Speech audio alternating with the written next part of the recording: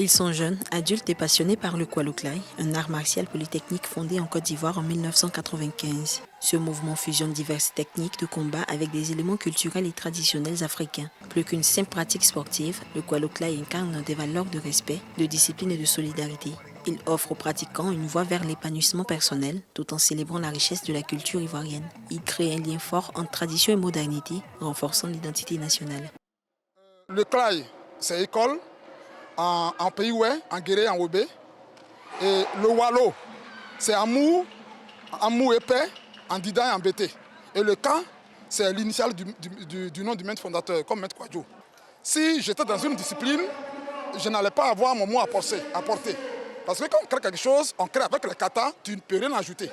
Donc avec tout ce que j'ai appris, pourquoi ne pas mettre en place quelque chose? Le Kwaloklai est un art martial polytechnique inventé par des Ivoiriens, caractérisé par l'équilibre, la précision, la rapidité et la flexibilité. Au-delà du self-défense, il favorise le bien-être physique et mental, développant souplesse, force et harmonie intérieure. À ce jour, 5 fédérations et associations œuvrent pour promouvoir cette discipline en Côte d'Ivoire. Les sports de combat évoluent un peu lentement par rapport aux sports de sport collectif.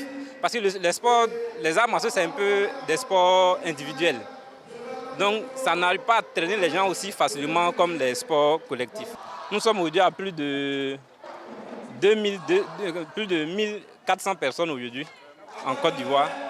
Le Kwaloklai est représenté au Bénin, au Mali, au Niger, au Burkina. La vulgarisation du Kwaloklai en Côte d'Ivoire vise à en faire un symbole d'unité et de fierté nationale, tout en préservant les traditions locales. À l'international, cette discipline aspire à être reconnue comme un art martial unique, alliant techniques de combat et culture africaine. En promouvant respect et bien-être, elle cherche à inspirer des pratiquants du monde entier, renforçant ainsi la réputation de la Côte d'Ivoire dans les arts martiaux.